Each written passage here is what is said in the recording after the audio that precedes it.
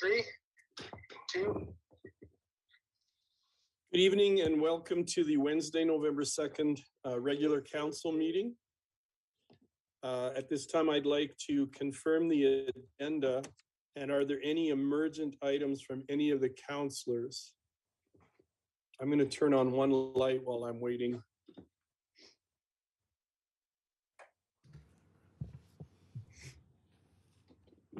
Is that better or too much light? Are there any? Your worship. Deputy Mayor Peterson. Thank you, Your Worship. There's been a request from a councillor to just do a brief update on the Wheatland Housing Management Body. So with your permission, I would suggest to put that under 10.3, if that's okay, Your Worship. Okay, and that's not part of the report that's going in the consent No, agenda? this is just a very brief update as per council request for information. Okay, thank you. Anything else from any of the councillors as far as emergent items? Anything from Ledge Services or administration? Thank you, Worship and Council. Administration is requesting that Council add item 8.7 rural renewal stream and item 12.1 SDAB appointment disclosure harmful to personal privacy FOIP section 17.1 to the agenda. Thank you, Jonathan. That was 12.1? No. Yes. Thank you, Worship. It would be 12.1, moving the existing 12.1, the Council CAO dialogue, to 12.2. Okay, thank you. Thank you. Are there any others, or is Council prepared to make a motion concerning the amended agenda? Your Worship, I would move to pass the November 2nd, 2022 agenda as amended. Thank you for that motion. I'll call the question. All in favor? And at home, Councillor Montgomery? Do we have Councillor Montgomery? Uh-oh. Is my video not working? Yeah, I can see you now and I can hear you now, but I couldn't see or hear you just a minute ago. Oh, okay. Yeah, so I was in favor of that. Yeah. Okay, thank you. All right, so that motion is carried. That brings us to item 3.1, a public hearing, but I understand there has been a request to possibly move this to a later date, and it will involve a motion coming from council. Mr. Dugdale, I believe you might be able to shed some light on this request. Sure. Thank you, Your Worship and Council. We're requesting that this public hearing be moved to December 7th in order that the condo board and all the stakeholders can have sufficient time to review the proposed variance. We want to make sure that goes forward and have the applicant deal with as many of those issues as they can before the hearing occurs. So we thought that would be a prudent approach. So we would suggest that that hearing be pushed forward to December 7th. Thank you. Okay, thank you, Jamie. So, councillors, you've heard that request and the rationale for it. Is there anyone or any of the councillors ready to make a motion concerning postponing this this public hearing till December 7th? Sorry. Don't leave me hanging, guys. Yeah, so I can make a motion to that effect. So yeah, I will move that we move this public hearing D22-097 to December 7th of 2022. Thank you for that motion, Councillor Montgomery. I'll call the question. All in favor? And I'm seeing a very small screen, so I'm not sure how to tell the vote. I can see Jason really well, but I have a small screen of the council. Your Worship, Jonathan, it's passed. Everyone has voted in favor. Okay, thank you. I see you all larger than life now. All right, that brings us to item 4, public comments. I don't believe there were any recorded or registered with Ledge Services. And item 5, we have no delegations. So that brings us to item 6, the consent agenda. And council, you've seen in your agenda package the various items that have been put together in a possible consent agenda. Are there any items that any councillors would like to see removed from the consent agenda and brought back into the regular discussion format? Seeing none, is any councillor prepared to make that motion? Deputy Mayor Peterson? Your worship, I would move the consent agenda for November 2nd, 2022, that 7.1, 8.4, 8.5, 8.6, 10.1, 10.2.1, sorry, 10.2.2, and 10.2.3 be moved onto the consent agenda. Thank you for that motion. Is there any discussion on that motion? Seeing and hearing none, I'll call the question. All in favor? And that motion is carried. We move now to item 7.1, confirmation of the regular council meeting minutes for October 19th, 2022. I can move the October 19th minutes as presented. Thank you for that motion. All in favor? Oh, sorry, Councillor Langmaid, did you want to speak to that motion, or do you have a comment now that there's a motion on the floor? Just that 7.1 was just included in the omnibus motion, so it's already been That is passed. true. That is true. Thank you for that catch. Okay, thank you. So that has been approved as part of our consent agenda. So we move now to item 8, business. 8.1, memorial powwow in honor of Christian A. Youngman, which is found on page 26 of your agenda. And Catherine, good evening and welcome. Good evening, Your Worship and Council. This evening, we would like to provide information to you about the Memorial Powwow in honor of Christian A. Youngman. In July, Melody A. Youngman attended council to provide information for a powwow in honor of Christian. Melody and administration have been working collaboratively to plan the powwow on March 18th and 19th, 2023 at the Sports Center. We can provide support for the powwow throughout numerous ways, a few of those being communications and marketing, secure sponsorship, coordination of donations, and staff. We feel that the powwow will continue to support the partnership between Siksika and the town of Strathmore and support reconciliation efforts. Melody is here with us on Zoom, and so I'm going to hand it over to her for the next few minutes to fill in some of the details and information. Thank you. Okay, Hi, this is Melody. I'm from Siksika. So a while back, we approached the town of Strathmore. We were asked to come in and present the powwow, so that happened. And since then, we've been working closely with the town of Strathmore.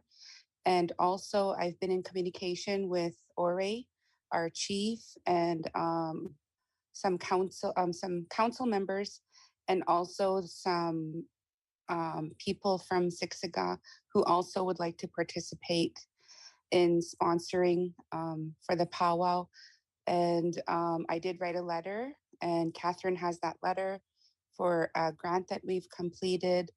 And so things are underway, and I don't know if there's any other questions that anyone has tonight, but as far as things are going, we've contacted the head staff, that the people that will be running the powwow. That's the MCs, the arena directors, the tabulating, and so forth.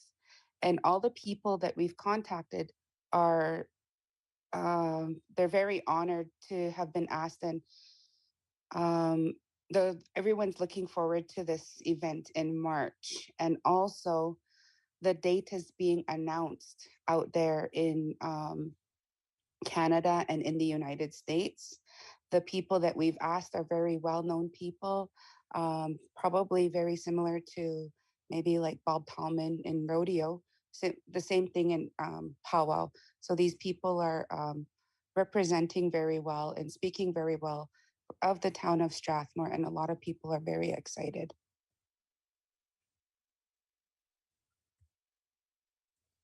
Thank you, Melody. It was great to see you and hear from you again. I think we all agree that this is just another event to keep on carrying on Christian's legacy and who he was as a person and honoring him, and also to bring our communities close together to keep that work going. And it really brings in a lot of people to Strathmore to do an event that is so powerful and it honors your son. So we're really, really excited about this too. So thank you for coming tonight and thank you for your presentation. Catherine, thank you to you and your staff for all the work you've done in working with Melody and in other events as well. Are there any questions for Melody or Catherine from any of the councillors or comments? Councillor Wiley? So I just want to understand, this is just for information, correct? Yes, that's true. Tonight is information. Yep. So in the background, we referred this request to administration and directed administration to return with council with a report. This makes it sound like if we accept this as information, it's going forward, it's happening? Sorry, Mr. Scoble or yes, Mr. Scoble, would you be able to comment on that? Yes, thank you, Mayor. Yeah, no, we're working closely. We've got a team formed here actually with a sponsor and a lead, myself being the sponsor. And we've got economic development and events staff mobilized. We're having a broader leadership team meeting again because we'll need some help from operations and other departments as well to plan the event. So yes, at this point, we are planning to move ahead with this event. Okay, that's super, super exciting. And so it sounds like the proposed budget is approximately $80,000, but that cost is going to be funded in a variety of different ways. What's the predicted cost to taxpayers? Through the chair, so at this point, it's subject to council approval of the budget, but we have budgeted $10,000 for this. And we're also estimating about $10,000 in-kind support with our staff and operations and things like that. That's truly incredible. If these variety of different funding methods fall through, though, what could residents expect to be on the hook for if some of those funds don't come in? Well, I think we'll work on probably a project charter here, and there'll be gates. And if the money's not in place, there would be gates where we would, or off ramps where we would probably have to step out. But again, per Melody's comments and the stakeholders that we've been talking to at this point, we would not. I would think that lack of funding would not be likely. Yeah, very well done, administration. This sounds like a really good thing. Thank you.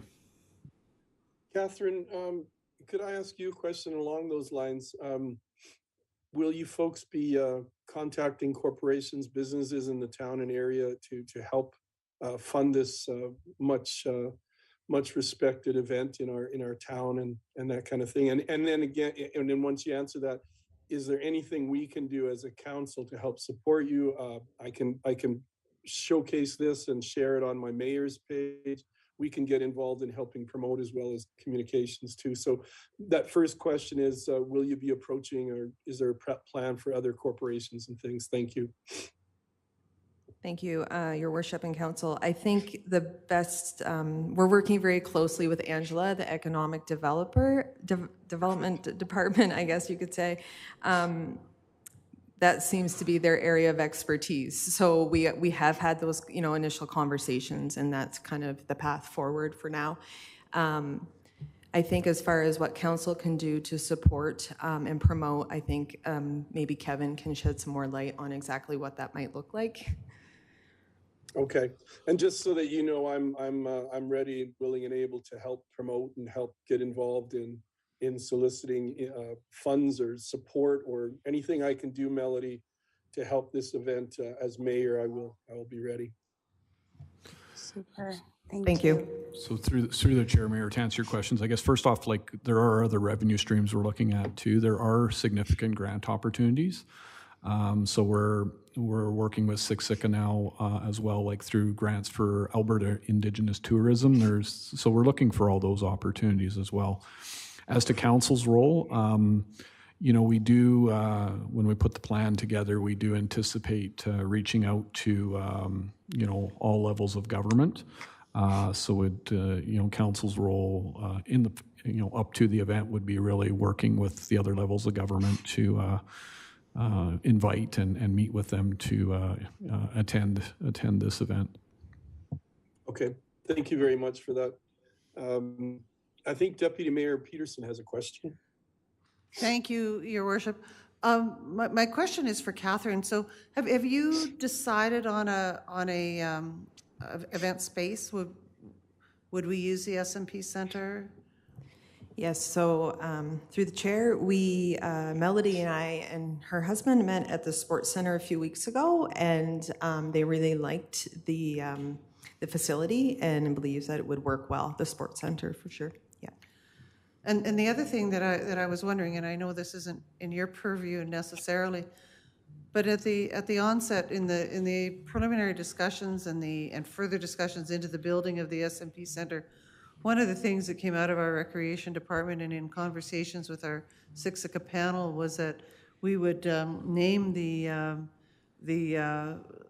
one of the sports fields the Siksika Field, and I don't know where that's at. I don't know COVID cratered a lot of the conversations that were happening between our two committees, but if there was opportunity to rethink that down the road, that would be a really good opportunity to think about doing that. And I really appreciate what our CAO has said about revenue streams through Alberta tourism and especially Indigenous tourism, that there is huge opportunity to do that both federally and provincially. And if there's anything I can do in the way of assisting, I would just be so privileged to be able to do that. And one of the things that I was thinking in leading up to this, it'd be a great opportunity to reach out to all of our school divisions, to our respective school divisions, to be able to bring in their liaison people that work already through Siksika, and both Christ the Redeemer and Golden Hill School Division and homeschooling have access to Indigenous resources.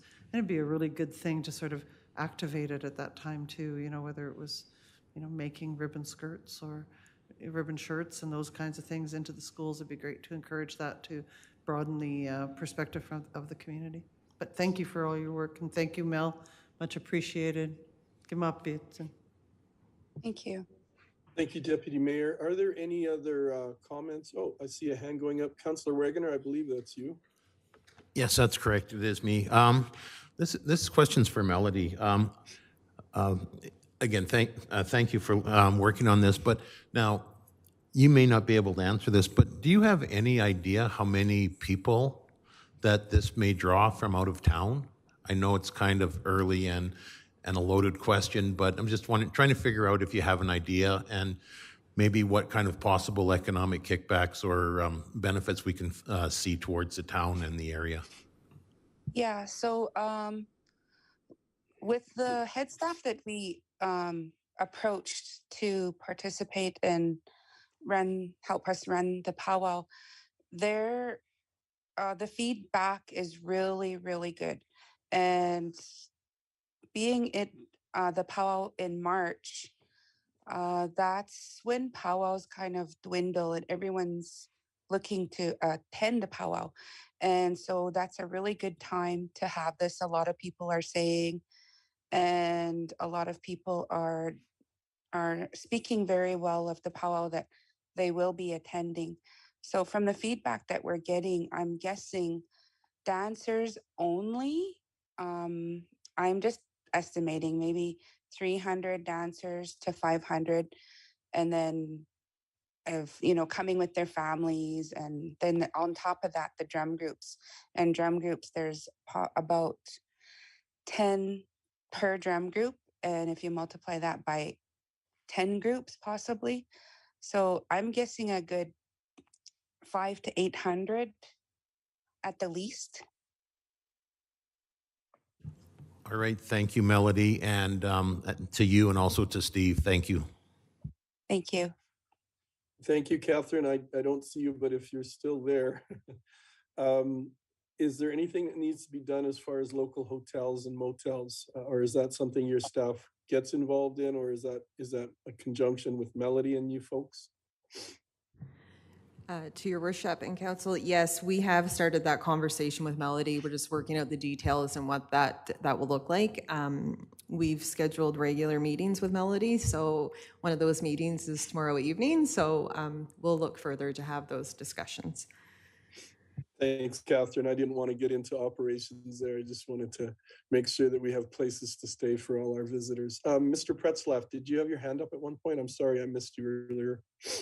No, Your Worship, I just wanted to echo as Catherine indicated, one, that I think in conjunction with Melanie and her team, economic development, and Angela will definitely be in touch with both those local businesses as well as some other potential donors and sponsors, I think. And then to just to reassure Councillor Peterson that yes, COVID unfortunately did put a pause on a lot of our participation and our naming of the Siksika field, but it's definitely within our radar still. That's great news. So are there any further questions from our councillors or comments? Seeing none and hearing none. Melody, sorry. Melody, did you want to say something? Sure. Yeah, in speaking with our home community, there was a mention of the town of Strathmore and Siksika. If I don't know how to word this, that's because that's kind of out of my, but from this and for the future, for an MRU to be put in place so that the town of Strathmore and Siksika could continually work together and continually building this relationship. So that's something that I wanted to mention that was brought forward to me. And I think it's important. And if that happens, that I'd like to keep this in his name and to change the face of First Nations. And during this powwow, we're also going to be honoring MMIM, Murdered Missing Indigenous Men, due to the fact that we feel that they're underrepresented, and we're asking everyone to wear green. And we're also doing a jingle dress healing special. So there's also a men's traditional green dress up special too. So we're really bringing forward change, and our family humbly thanks the town of Strathmore. Every time I meet with you and going to the meetings, I'm overwhelmed with gratitude for the change that we're all making together.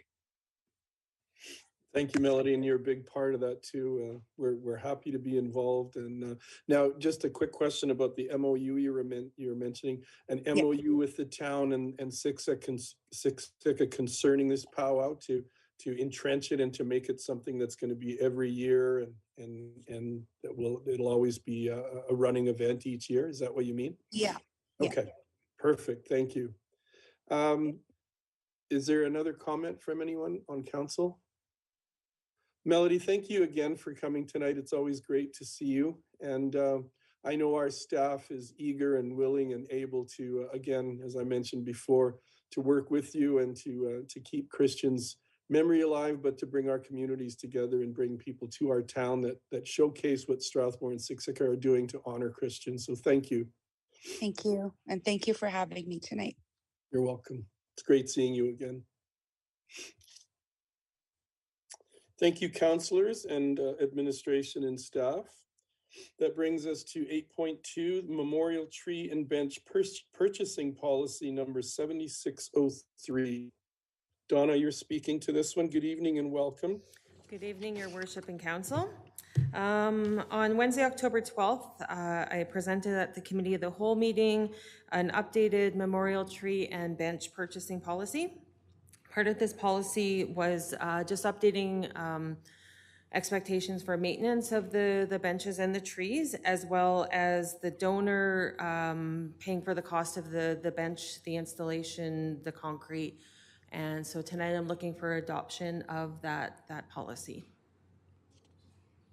Thank you, Donna.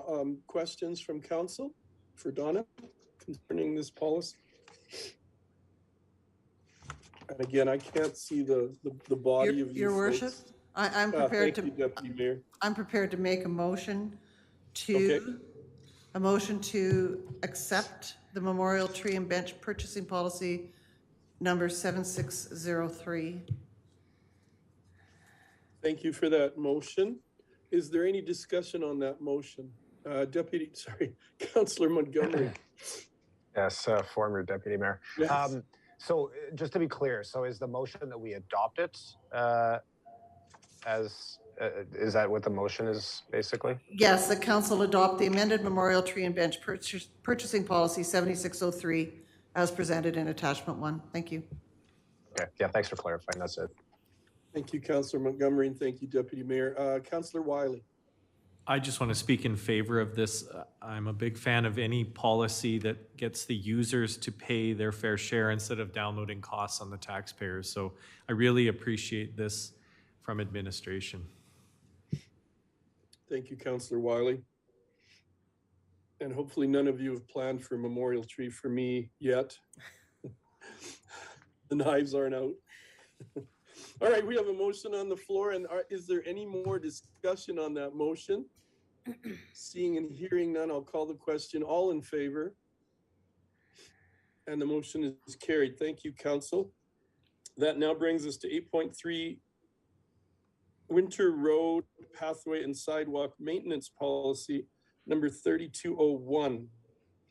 And Donna, you're speaking to this again, and I believe, Jonathan, before I go to Donna, there may be a friendly amendment on this one coming forward.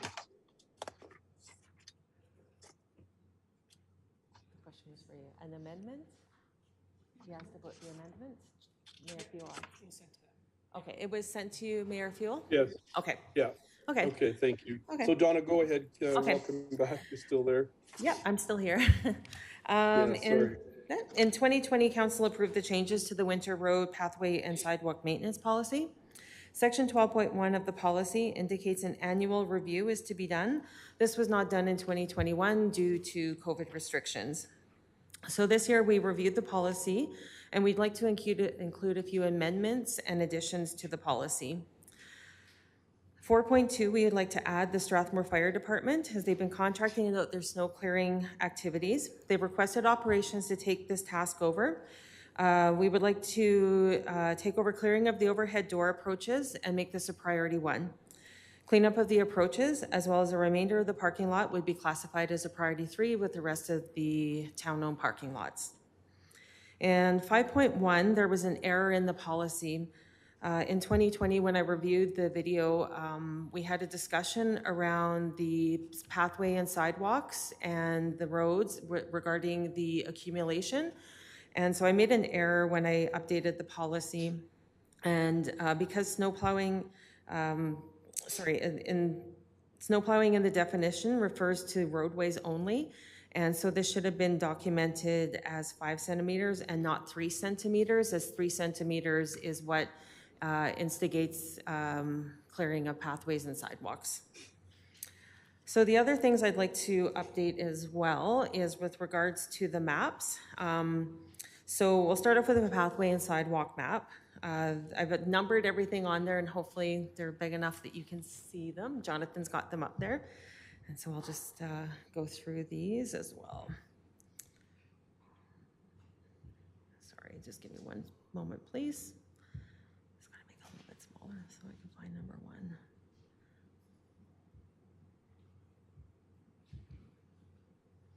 Okay, so number 1, there is a little green space right there, and we did not include the sidewalk in the last update. So this would, it's blue, so that would make it a priority 2.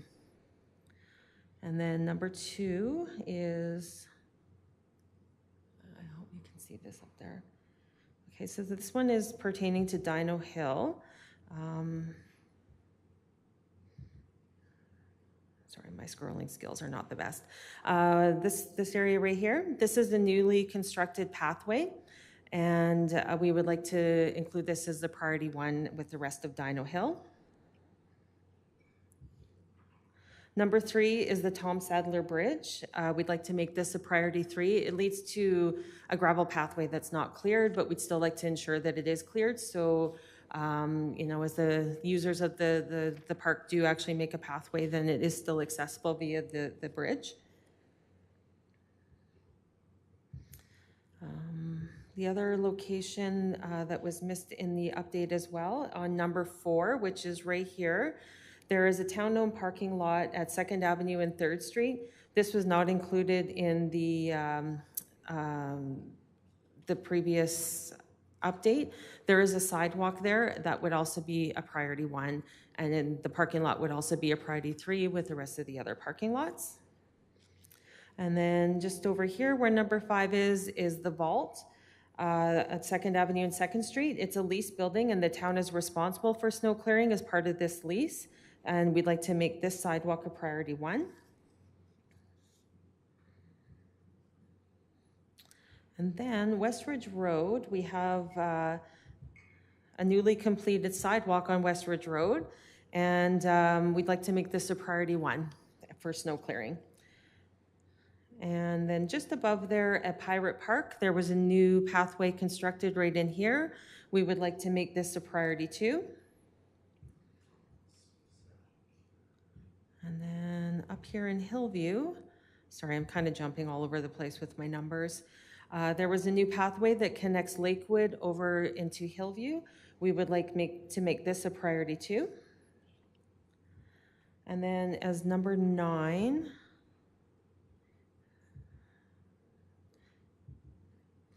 is our old municipal building. And because we no longer own this building, I'd like to remove this from the maps and not clear that for Siksika. And then the other update as well is, sorry, and I don't have this map up here, but I'll just talk about it. So the other one we'd also like to update is the roadway winter maintenance map. And because we have a newly paved section of Westridge Road, we would like to include that in the snow clearing as well and make that a priority 2, as well as we'd like to include the section in front of the cemetery as a priority 2 as well. And so we want to continue to improve our snow maintenance with annual reviews and updates and additions as needed. And thank you. Question through the chair, Mayor?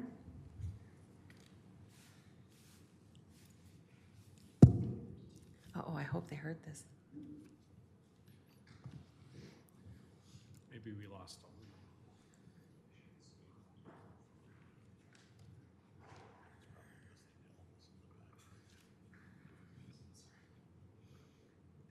I guess they're not hearing me. Oh, now we can. You're back now. Can you guys hear me now? Yes, Hello? you're muted. Go ahead. I'm not muted. It's not working. Yeah, you are back now, Your Worship. Okay, yeah, for whatever reason, it wasn't working. I had unmuted it, but Councillor Mitzner, you're up to go, and then I think Councillor Montgomery, you're ready with the motion after? Okay. Councillor Mitzner. I just have a question. I'll right up to the cemetery, but do you also do the road that goes inside the cemetery? Yes, we do. That's usually a priority 3. It's not actually included on the map, but if you would like to include it on the map, I certainly can update that. Okay, thank you. Thank you, Councillor Mitzner. Any other questions for Donna? Donna, I have one. I got an email and I've seen your map. I've seen your map, and I just wanted to reassure the person who wrote to me. The sidewalk along Thomas Drive from Brent Boulevard down to Brentwood Drive, that's a priority 1, isn't it? That you guys take care of. I have a small map here, so it's a little tougher to see. All right, just give me one quick second and I will just Sure. pull that up. I'm pretty sure it's a priority 1. Yes, it is. I'm pretty sure. Okay, Yes, thank it you. is. I'll just reassure this person who had a question about that. Are there any other questions or comments for Donna? Donna, thank you for all your work and No, and the work there's, of your staff. Jason's waiting and I'm waiting. Sorry, Pat. Oh, okay, sorry. I think Councilor Montgomery's ready for a motion, but Councilor Wiley, do you have questions Oh, for my Donna? apologies. Yeah, I do have a question, but it could have waited till after the motion. That's okay. Typically, on days not like today, typically, when do non-priority roads get plowed? Non-priority roads are plowed on an as-needed basis. So we basically, once we're done an event, we'll go through all the roadways and do an assessment. And if we find that the roads are impassable or residents are having difficulty getting out of their area, we'll send either a grader or a snowplow in. And sometimes it might just be sanding just to help get some traction to get out. Is there a process for residents on non-priority roads to get their roads plowed if they are struggling? What I would suggest is they either submit a CCF or a service request via CityWorks. Is that something that's easy to find on the website? Yes, it is. Up in the top right-hand corner, I want to. And it says I want to, and they click on it, and then they can report a parks or a roads problem. Another really great option is just to call operations as well. All right, thank you, Donna. Yeah. Any other questions for Donna? Seeing none, I'll turn to Councilor Montgomery for a motion. So just one question I have is just, are all of the amendments that you mentioned, except for the Westridge Road being shifted to priority 2, are all of them contained, I guess, in that new policy as amended? Yes. Okay. Okay, then I will move that council adopt the amended Winter Road Pathway and Sidewalk Maintenance Policy number 3201 with the following amendment, changing Westridge Road to Road Maintenance Priority 2 in Appendix A. And that's it. Thank you for that motion. Is there, now that there's a motion on the floor, is there any further discussion, or is there discussion on the motion? Seeing none, I'll call the question. All in favor? And that motion is carried. Thank you. Thank you, Donna. And I wanted to thank you and your staff again for all the work you do in the town. And I know you're scrambling right now to take care of these snowed in roads, but we really appreciate your work and the work of your staff. Thank you very much. Everybody drive carefully out there because it's still drifting. Yeah. Thank you. So the next 3 items were done on our consent agenda. So that brings us to 8.7, which is the rural renewal stream. And I'm wondering who is set to speak on this one. Let me just check my skeleton agenda.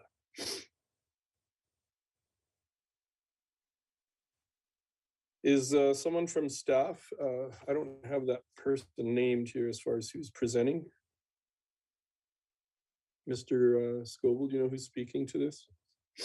Sure, I guess I can start it off here. I think we've got some staff online that can help answer questions. Sure. You know, this originally had been to council in the spring, I believe, and we'd been doing some work on it. It rapidly evolved in the last couple of weeks, in that you know, some of the challenges we were identifying in resourcing can be addressed in partnership with agencies.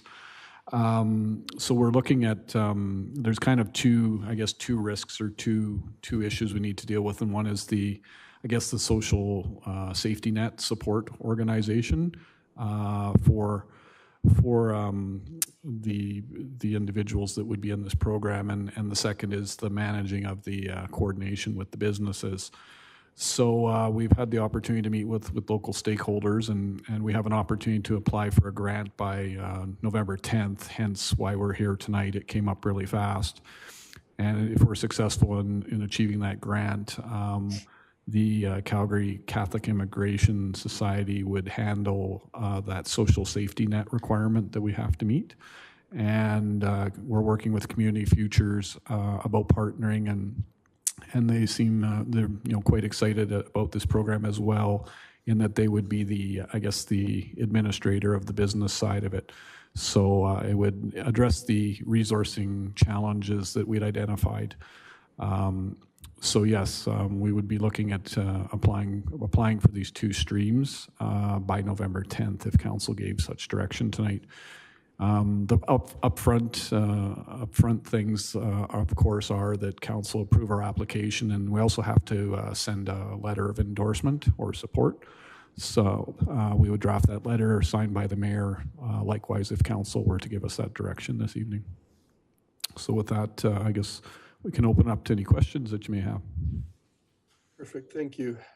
Any questions for Mr. Scoble or some of his staff regarding this rural renewal stream?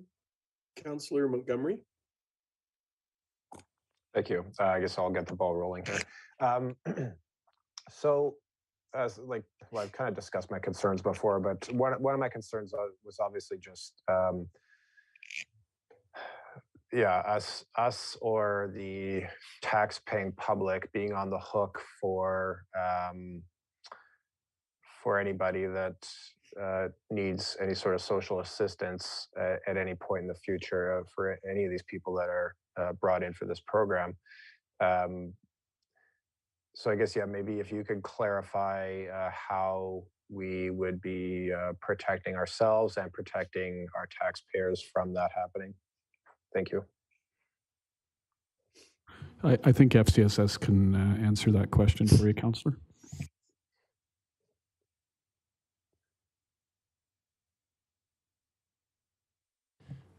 Oh, sorry. Good evening, Your Worship and Council. Good evening. So, can I explain a little bit about the grant? Okay. So the grant is called the Settlement Integration and Language Projects, and it's through the Alberta Settlement and Integration Program. So the grant specifically helps communities prepare for a successful application for the Alberta Advantage Immigration Program Rural Renewal Stream. So the grant has 2 streams.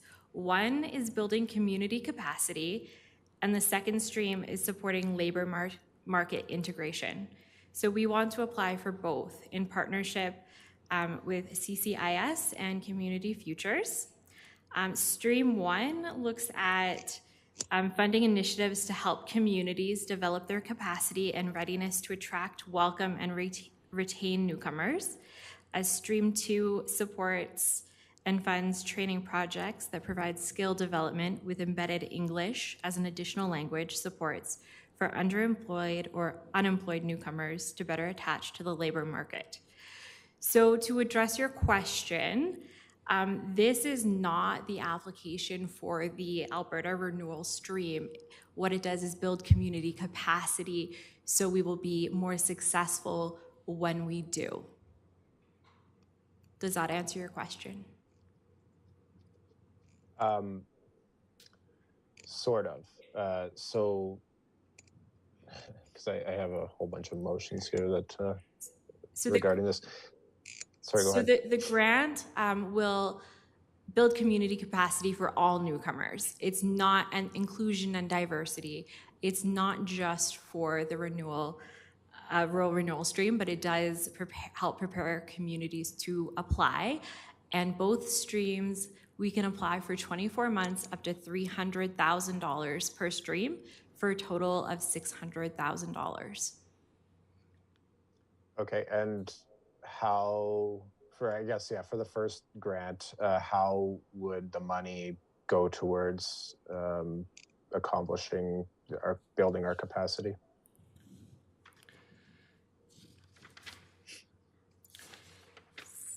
So Stream 1 will fund projects that support communities' capacity to attract, welcome, and retain newcomers to live, work, and settle in Alberta. So what this will do is, like, examples of projects that we're looking at, we haven't quite narrowed it down perfectly yet with Communities in Future and CCIS, but we're looking at kind of like a welcoming committee, some inclusion and diversity training for employers and social service organizations to better be aware of the experiences and needs of newcomers. It will help us build awareness of FCSS as a resource hub. It will help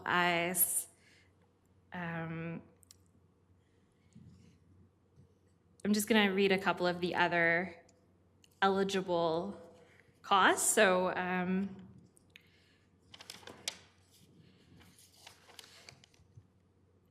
projects that create or enhance partnerships between rural communities and immigrant service provider organizations, development and implementation of diversity inclusion activities to support communities to welcome, recognize, and use the skills of newcomers to contribute to the community and Alberta's economy. Projects that support employers in welcoming and integrating newcomers into the workplace. So it'll help us build our connections with the employers so we can make sure they have access to the resources as soon as they begin working in our community. Development and implementation of a strategy for a welcoming community initiative. That can also look like community networking opportunities. It can look like cultural activities and events. So that's the social stream and the community capacity stream. Okay. And sorry, the second grant was for? So the second grant is for supporting labor market attachment. Sorry if I might, we've also got Angela Greneveld from ECADEV on here too, so she's on the line. Maybe Angela, you could help out with this question. Yes, good afternoon, Worship and Council. Stream 2 is to provide the training and work with the employers to make sure that when we bring these newcomers in, that we are able to sustain them. And the first part, Stream 1, is to build the foundation, the community capacity. Once that plan is community owned and endorsed by all the stakeholders involved, then Stream 2 will start to be the action item, execute out the items that the community has said it needs for capacity. Okay.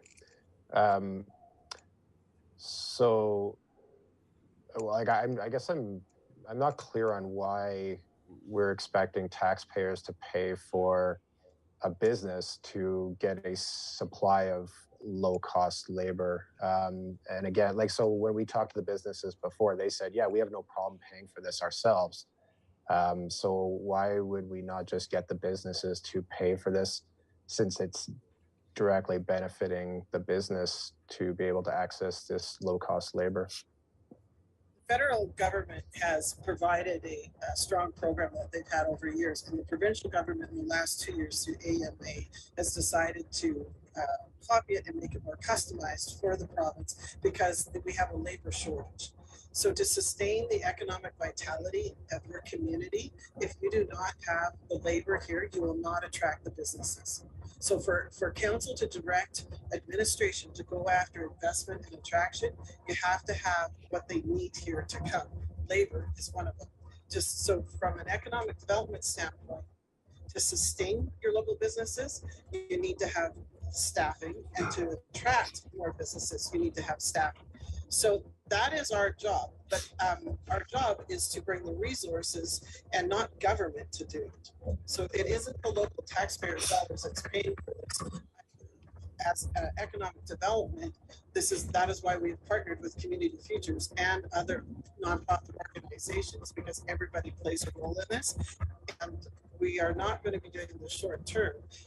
If we were to let the employers just do this on their own, they won't be able to sustain the newcomers that are coming in. We have to have a community that is here to welcome them and sustain them. Otherwise, they come, they do their jobs, they leave. We expedite, we support the application that's done. The employers ask us to support it, and within 2 years, they probably leave and go to Calgary. And the reason I know this is we've been in many conversations with a lot of other municipalities in Alberta that have executed this program to teach us lessons learned. I see. So in effect, though, it would be the taxpayers who would be paying for this one way or another. On whatever level of government, yes. Yes, the programs, the grants that we are receiving are funded from federal and provincial taxes.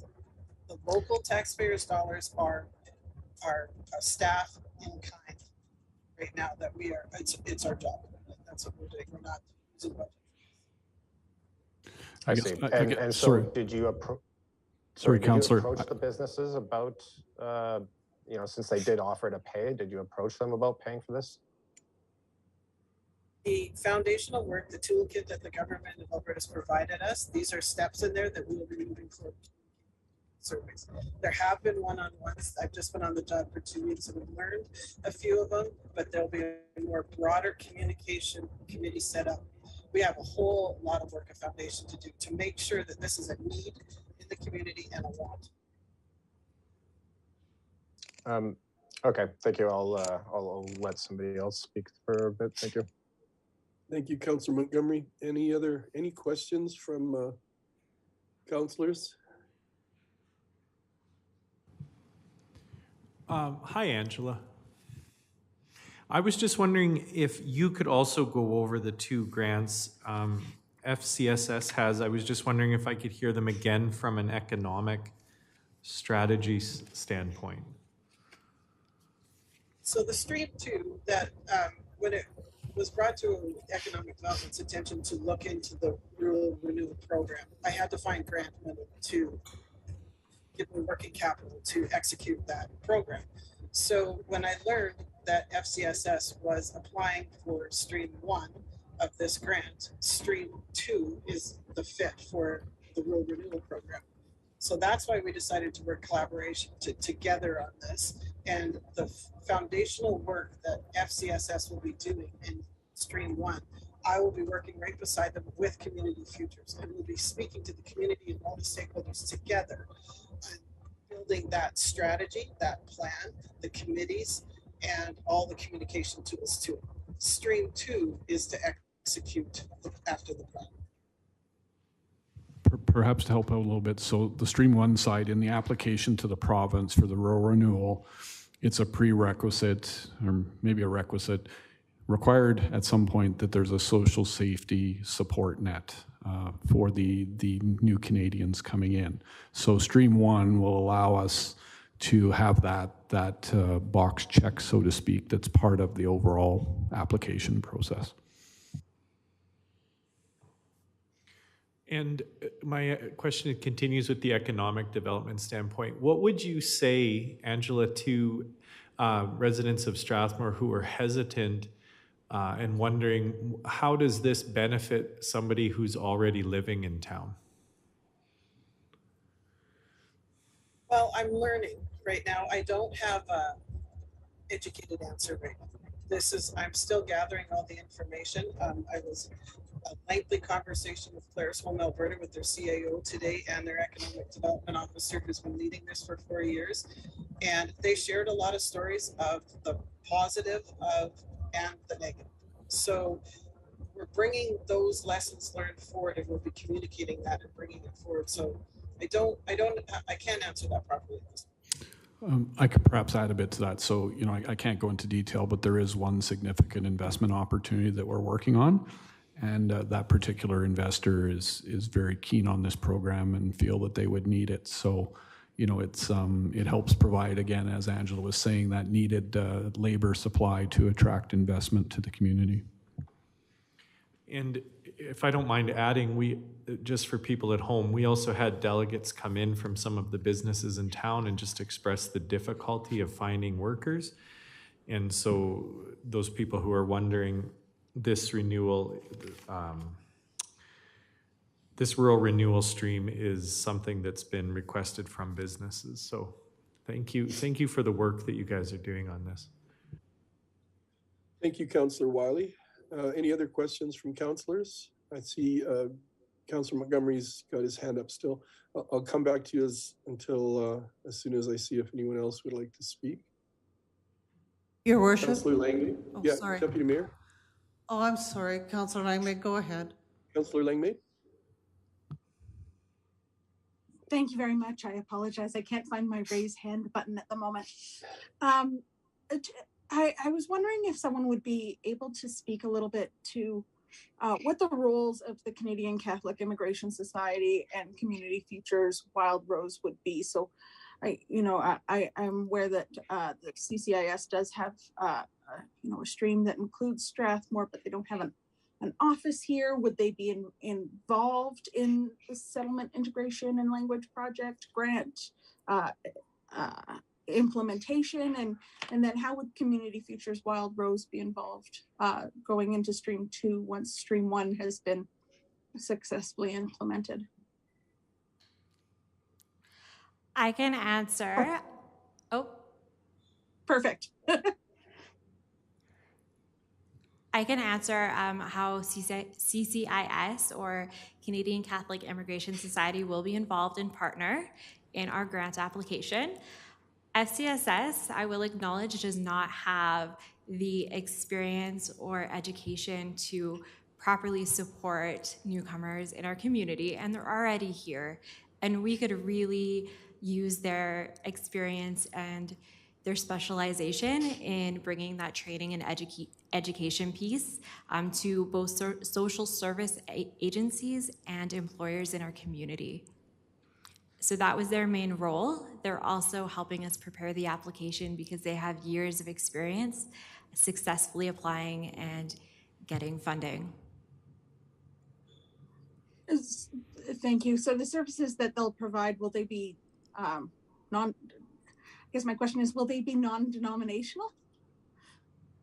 You know, or will they, you know, I'm just curious. Can I speak to that, Ms. Massey? So Councillor Langmaid, I think you asked a really vital question. So it's no longer the Calgary Catholic Immigration Society. It has another name now. I think it's just simply called the Canadian Immigration Calgary Branch.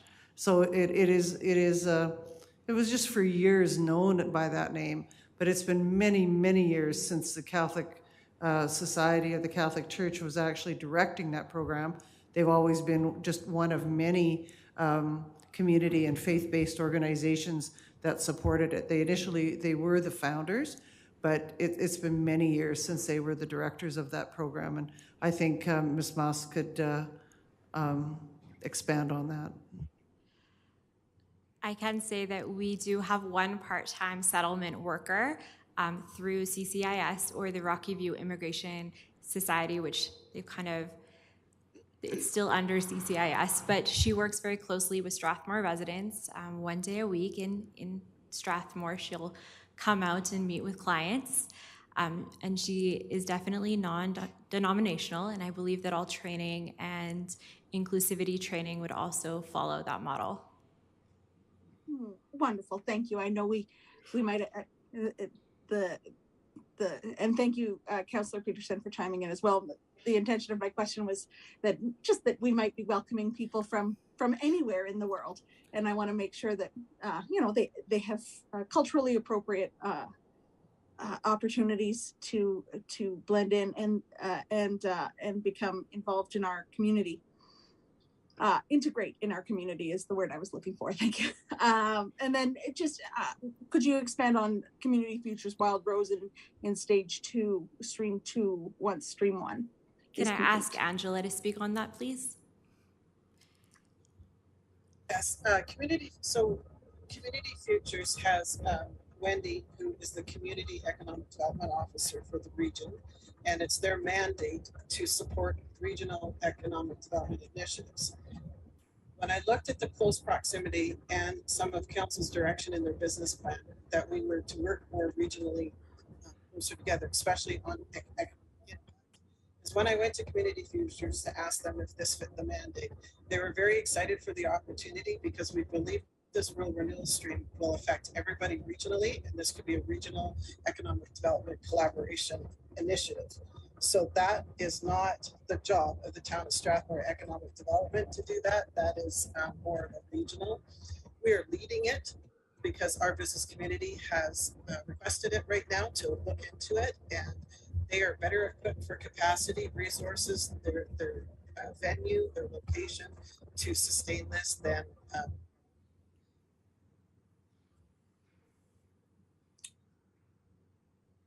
Oh, Angela, I think we may have lost you. Yeah, I think so too. That's all. You're back. Okay, Yes. yeah. So they will be doing this, administrating this program for a fee, but I don't know where I cut off, but if you have any further questions, I don't want to repeat myself. Okay. So it sounds like maybe just as kind of a summary, it sounds like all of this is we're still kind of putting together the details of what these programs might look like and how we might utilize, or these different groups might utilize those grants that we're looking to apply for. Is that a fair summary of what I've heard? We're still learning a lot. Yes, there is a lot of foundational planning that needs to happen before the execution. This is a lot of work. Speaking with Claresholm today, it was 90% of the economic development and FCS workload.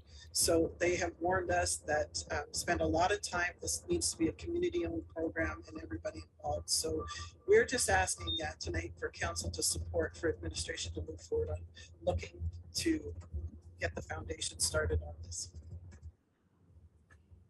Okay, thank you. I may have more questions as we go, but I'm happy to concede the floor to another councillor for questions at this time. Thank you. Thank you, Councillor Langmaid. Councillor Montgomery.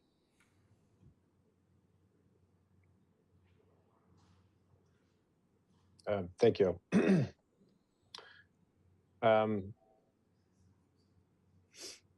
So I guess like I feel like I'm kind of repeating myself to some extent, but so we, through this program, we are potentially taking on the obligation of providing social services, or almost certainly providing social services to people that businesses will be importing in for cheap labor. Why would we not get those businesses to sign something saying that if their employees who they're importing need some sort of social assistance, that they would be on the hook? Can somebody tell me, please, why we have not done that? Well, through the chair. So my understanding of the Stream 1 is that support would be provided by the grant if we're successful in the monies to administer that. You know, of course, the employers will be paying the wages and benefits of the people that come to take those jobs. So, you know, I think, again, there's no ask for council for the town of Strathmore to contribute money to this. And our role is really very limited once we initiate with our partners. So we need to do things like write the letter, complete the application, and then work with the partners in both Stream 1 and 2 for them to really take over and administer the program. I have a question just following along your last question, Councillor Montgomery, if I may. Yep. If a Canadian moves here from Medicine Hat for a couple of years and works for a Tim Hortons, they would also be able to avail themselves of our social network and FCSS help if they need it. So I think, to me, if someone comes in, regardless of where they come from, they do become residents in the town for that period of time. So if they needed help, they would be able to go to FCSS or something. I don't know, maybe I'm not seeing it correctly with this head cold of mine, but I'm not sure. Yeah, like the way I kind of view this, I guess, is that, you know, there's only one taxpayer, so it doesn't matter to me what level of government, you know, we're pulling the money from. It's, you know, it's coming from your income taxes, my income taxes, the income taxes of, you know, people who the people in the community. So you know, it's all coming from our pocket one way or another. And I guess the difference for me is that, you know, I look at this and I see a business that wants cheaper labor than they would be able to get if they had to, you know, hire, you know, whatever the prevailing wage is. So there's a business that's looking to get cheaper labor, and they are asking us to take tax dollars from our residents, indirectly or directly, to help supply them with access to cheaper labor, so that they can, again, undercut the local labor prevailing wage. And so we're being asked to basically use the tax dollars of our residents and citizens to undercut their ability to negotiate for wages almost. We're using their tax dollars to bring in people who will make the local housing market tighter, will make it tougher for those people to get, you know, a rental house, or even, you know, it might put purchasing a house farther out of their reach. And like, so it's basically like we're using somebody's tax dollars to make them almost have to compete harder against, you know, people that we're bringing in. And so I guess the difference for me is, you know, somebody can move here from Medicine Hat and, you know, we don't have to pay anything. Whereas like in order to move somebody from some other country here through this program, we have to spend a bunch of taxpayers' dollars. And it's true, yeah, somebody might come from Medicine Hat and then, you know, after some time they would, you know, they would apply for, you know, some sort of social assistance. And that's just, you know, that's the way our system works. But it wouldn't kind of, I guess, for me, unless I'm kind of missing something, it wouldn't go along with the fact that we've already taken that person's, you know, tax dollars to kind of, you know, put them in this position to begin with. Yeah, and that's why. Your worship, so can I that's ask a why point of clarification?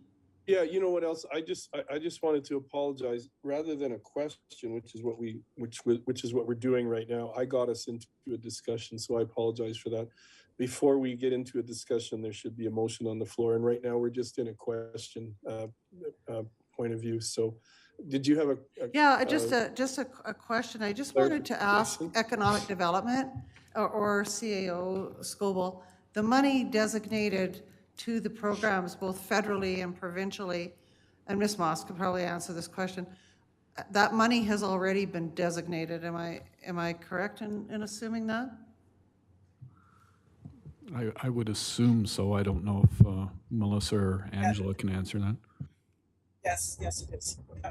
So it's already, yes, the discussion that you're having is the province has already allocated a large portion to this program, and so has the federal government. And the other, So now, yeah. Thank you, yeah.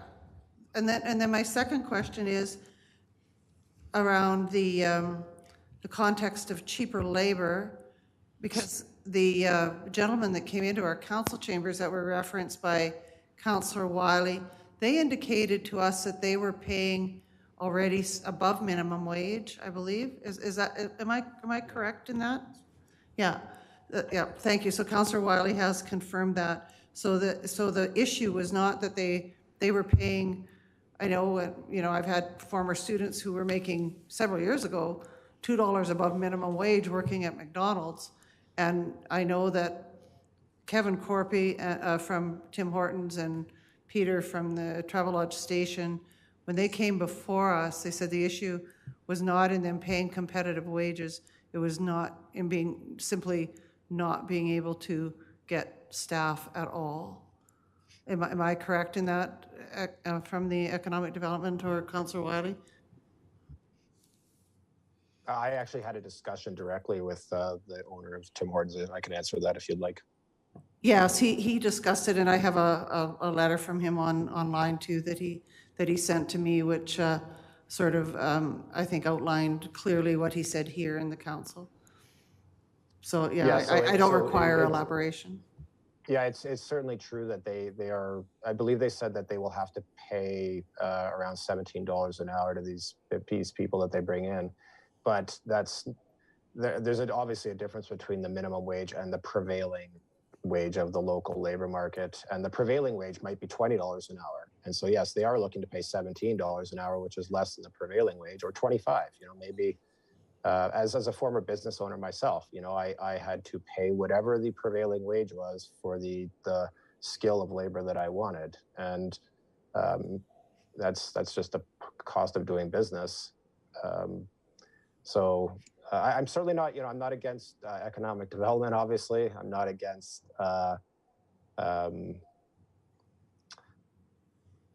I'm not against businesses being successful. In fact, that's, you know, I think that's, you know, government needs to get out of the way and let businesses be successful. but I also have concerns about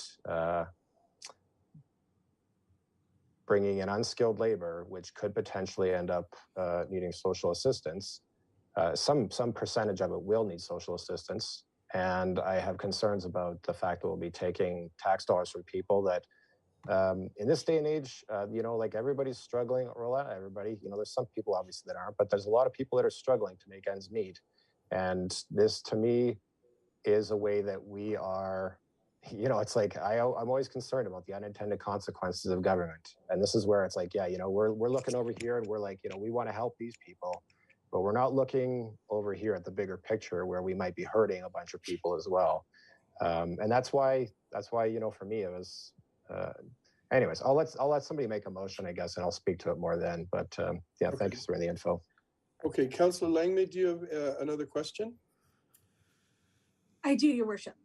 Okay. And I have kind of three related questions. I'm not sure who would be best to answer them, or they might even be premature at this stage in the process. But the first question I have is, if we were to approve these motions this evening, what might the timeline look like for the first workers to arrive? Are we looking at in the next? Yes, generally, what would that timeline look like?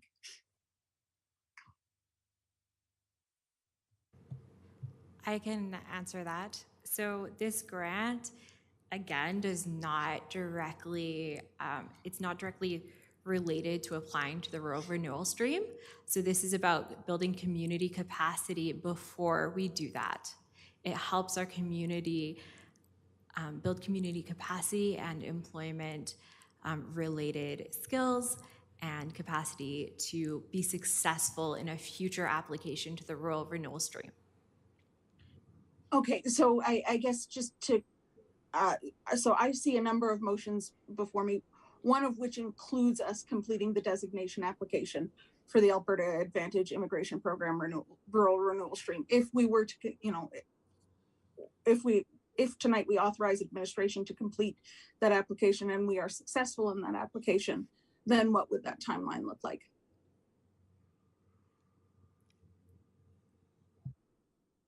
Angela, are you able to help us with that one? Yeah, through the chair, so an employer declaration. So first of all, we apply to get the foundation, stream one, to make sure the community wants this and the business community wants this. We start to form the committees, we start to form newcomer immigrant advisory committees. There'll be committees that council will sit on. All that motion of learning, that toolkit is being done this week. Second is when we go to do the second stream where we're executing now, we'll be building the forms and building the documents, working with the committee that is with business stakeholders and the businesses on it. The employer has to apply and be approved for an employer declaration before we can endorse it. So when that endorsement happens, then we're out of the way. Government's out of the way, and now they are able to speak and do the interviews and bring them forward. The timeline of that is we have a lot of work up front to do, but from the timeline, if your question is from when the employer is approved and is posting the position, it's as fast as they want to move and bring him over. It has nothing to do with government. Sorry, I don't mean to interrupt you, Angela, but I just want to make sure that I'm asking. That I'm asking the right question here.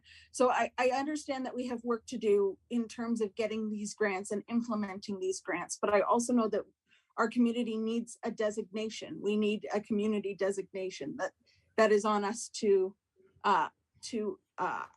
complete an application for.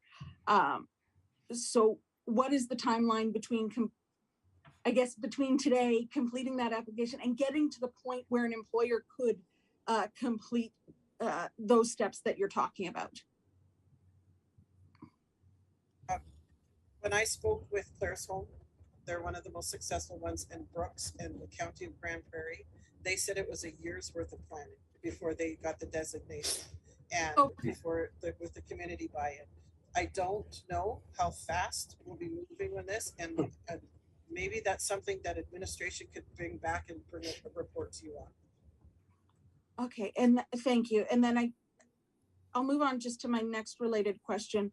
Once people do start arriving in our community, if we move forward with this, how many people might we expect to welcome in our community as part of this program, and what sort of demographics would we be welcoming? Are these primarily single people that are coming to look for work?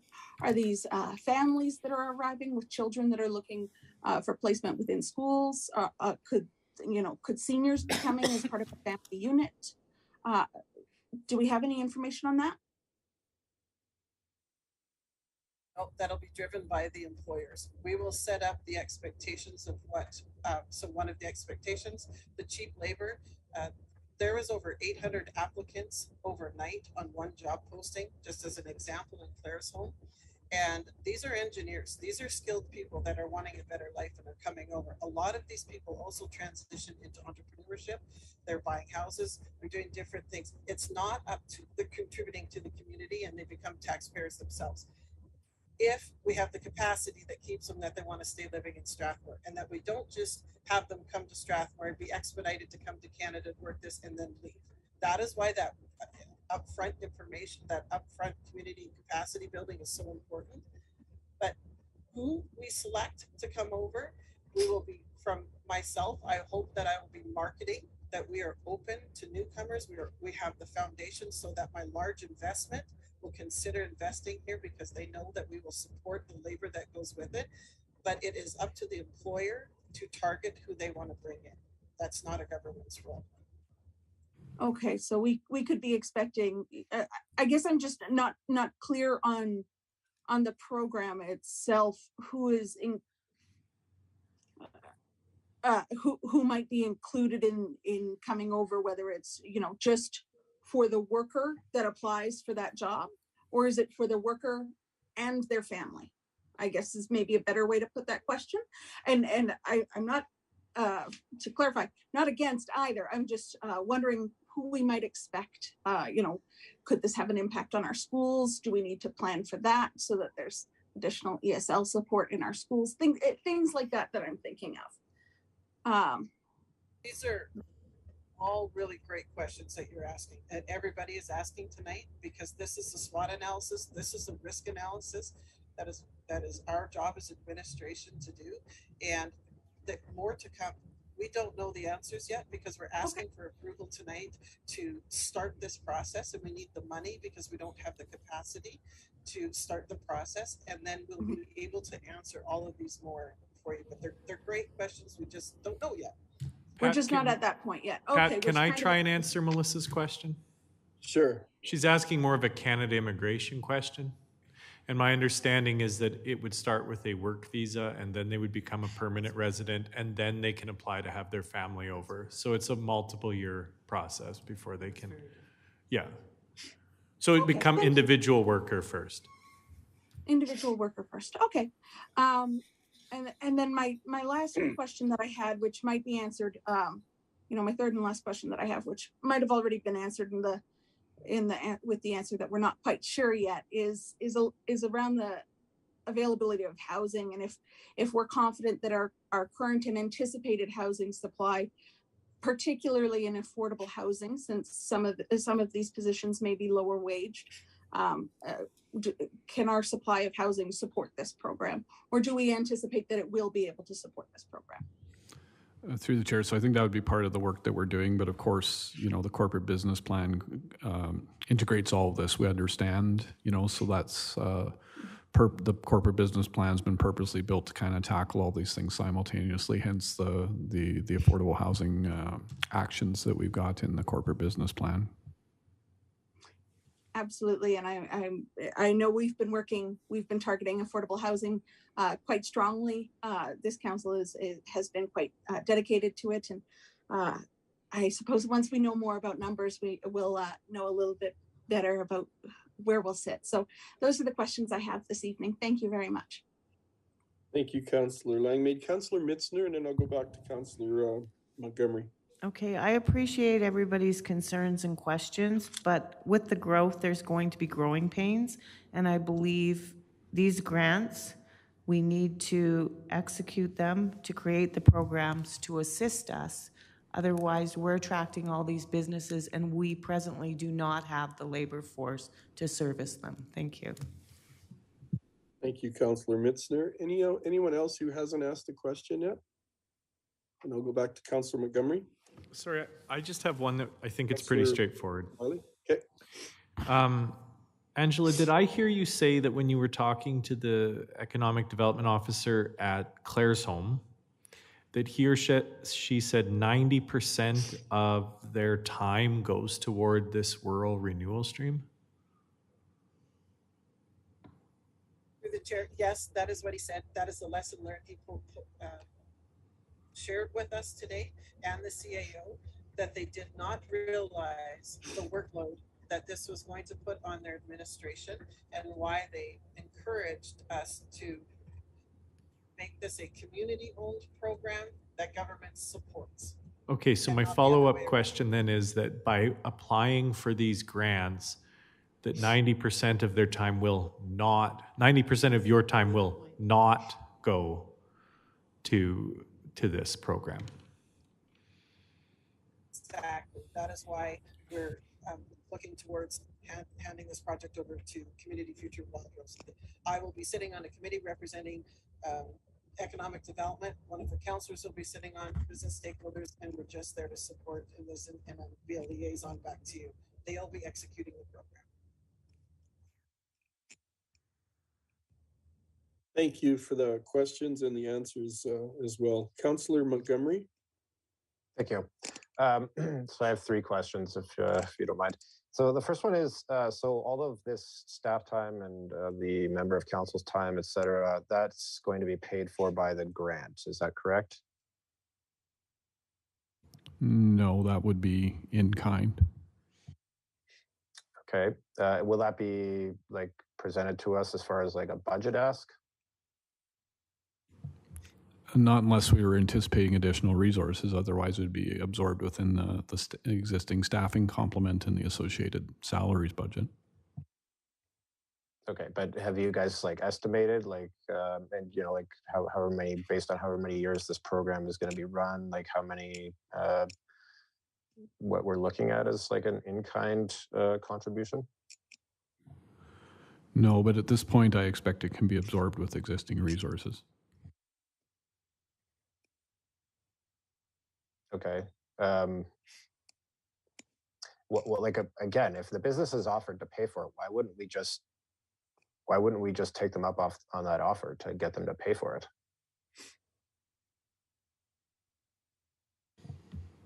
Sure, I can answer that.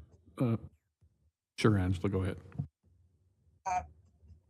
They may be able to offer it, but they are not able to expedite it. This program is to expedite to get these workers here. I mean, through the chair, I guess just to add to that, Councillor Montgomery, like, you know, I guess if we did an assessment and additional resources were required, we could make that ask of the business community at that time. Never done it in this example, but, you know, I've been in a very busy development environment where we didn't have the planning resources. And if a developer wanted something done by a certain time, then they were willing to put the money on the table to pay for contract planners. So that's an option, but I think we would need to do that assessment first and, you know, ascertain if we need the extra resources. Again, at this point, we're not anticipating that. Yeah, I mean, I think that's my support would certainly, you know, hinge on taking the businesses up on their offer to cover the cost of a program that's going to benefit them. So another thing that I have a question about is, so when I read documentation about this, it mentioned that these jobs must be low skill. And then Mrs. Groenveld, you mentioned that that businesses might be possibly importing not low skilled people for these low skilled jobs. Is that correct? Sure. The postings are for the Canadian side who applies for it and what their education is because they can't get employment in their education in the country. But they know that they're coming over and that they're applying for unskilled jobs. Right. Okay. And one of the reasons why these businesses are interested in this program, first of all, because the employee would be locked into the business for the duration of their while their permanent residency is being sorted out. And when the businesses presented this to us, it was with the idea that they were looking for some sort of a long-term like labor pool, essentially like a group of people that aren't going to just after a year and a half, which I believe is the term of this, they're not just going to up and leave. And so it sounds to me like if they're hiring people who are skilled, that those people will just up and leave. And so then we're kind of, I mean, like, is that kind of what the intent of this program is that we actually do bring in skilled people who are then going to, kind of move off into other positions, and then we'll have to bring in more people.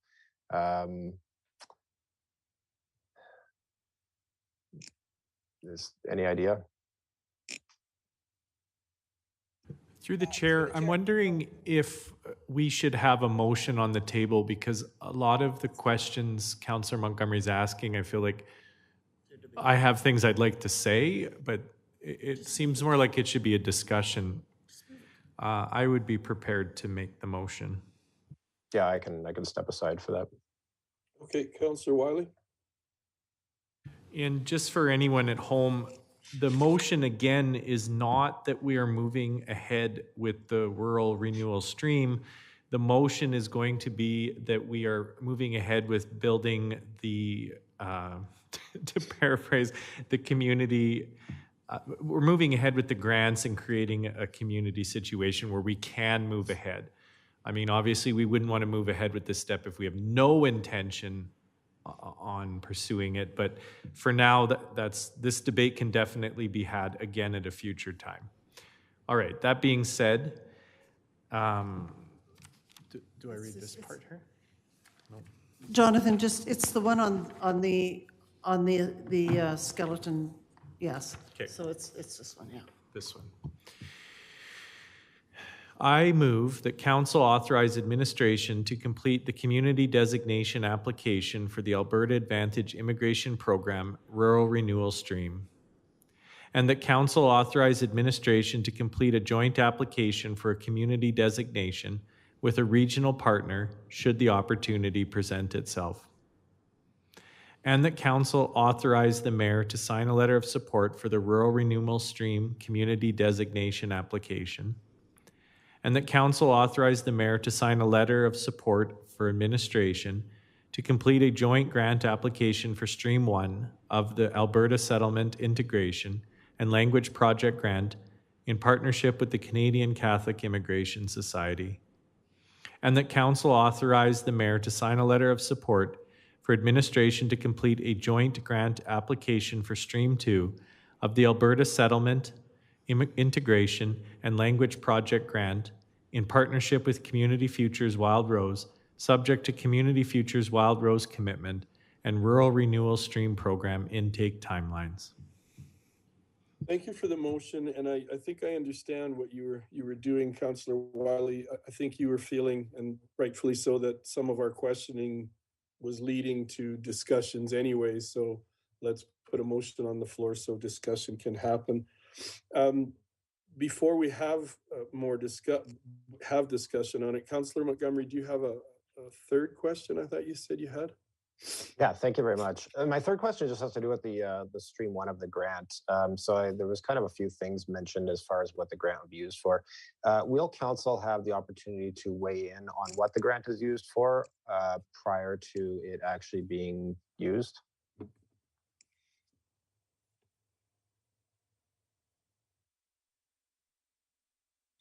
Anyone able to field that question?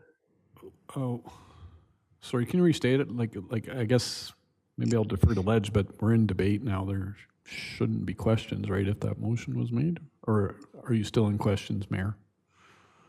Well, I think I think the rationale for the motion was that our questions were leading to discussion, and I know questions should be just kept as questions at the start, and then when everyone's had their chance for them to be answered, then we try to get a motion put on the floor. But I think Council Montgomery had one last question, and I probably we should have just got this last question out of the way first. So I'm going to allow this question, and if we can just get a response for that, that'd be great. Great.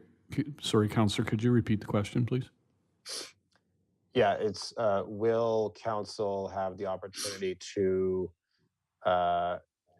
determine or at least weigh in on what the grant for Stream 1 is used for prior to it actually being used?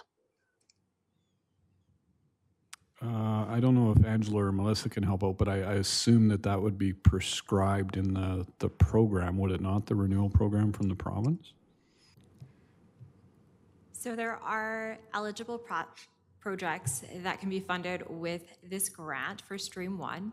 However, what we are looking to do as an FCSS is expand our ability to meet the needs of our community and get more education and awareness on the needs of our current and future residents, and make sure that we can connect them with resources, which is what we do as, you know, an FCSS organization. We're just looking to better serve our community as a whole. But I mean, I can read, if you want me to read the eligible projects again, I can. So I recall some of what you mentioned, and for me, I mean, like I would just prefer that the money go towards things that are like, you know, let's you know, I guess you could use the term, you know, substantive, or that have substance. You know, I'm not so much interested in, I guess, you know, and you know, I think, like, let's look at like helping the people first, and maybe less so much as kind of educating people and you know, kind of informing people how they should view the world. You know, I think I'd rather see the money go towards something like that, within, of course, the boundaries of the guidelines themselves. Yeah, and so that was my final question for this. Thank you. I think an answer was provided. I'm not sure how you feel about the answer. It sounds like we won't have the control that you might be thinking of as far as how the funds are spent. That it's prescribed within the grant program. Okay, well, like I'll make a motion to amend. I'll offer an amendment that administration present their ideas for how Stream 1 would be spent to council prior to any decisions being made on how to actually spend the money. Point of order, Your Worship. I think we've already been told that, like all grants, they're prescribed. I think that's what we heard. Yeah, I think we heard there was a list of possible uses. And So so maybe I if there's think 10 things, Jason's we can pick a few of motion, them. I think Jason's motion is just saying that administration would refer to us with that list. So is that, Jason, is that what you're saying? Yes, precisely. So if there's a list of, say, 10 things that the money can be spent on, we look at that list and we decide what our priorities are, and we direct the money towards those things. Angela, do we have that kind of latitude within this program, the different streams? I just want to verify. Chair, the budget guidelines are set by the ACIP, the acronym. Sorry, I don't know if I should be using the acronym, but the government has set the guidelines. So we're having those conversations with them right now, from representatives from the program, saying what we are allowed and what we aren't to do. The community is the driver of what we will move forward for them. And that's the engagement that FCSS has done in the last while. The community's information of what they need has come forward to FCSS.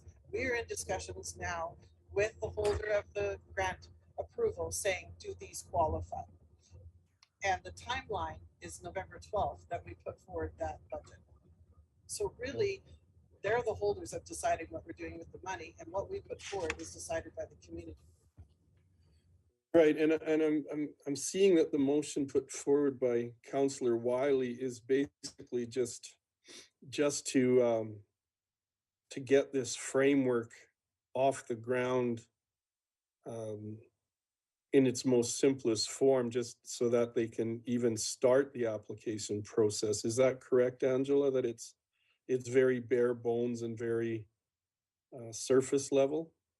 Yes, that is 100% correct. We are asking for approval so that we can move forward to communicate, to find out where the gaps, find out what the needs are, and then build capacity, as Melissa speaks to support it. Okay, so if I can turn to Jonathan, then Councillor Montgomery has presented an amendment, and I remember in our training that the motion belongs to the whole of council. So if that amending motion comes forward, we do vote on whether we accept that amendment as a group. Thank you, Your Worship. That's correct. A motion to amend the motion has been made, so council needs to vote on that amendment. Can I hear the Okay, amendment? and do we have now that amending motion's on the floor, we can have discussion, but it has to solely focus on that amendment, correct? That is correct, Your Worship. Jace, Okay. or Councillor Montgomery, could you repeat the amendment? Jonathan, are you able to repeat my amendment? I think your Councillor, I will try and repeat the amendment and just let me know if I'm missing anything. Yep. That the motion be amended to include, and that council direct administration to present a list of potential programs that the grant will be spent on. Is that correct?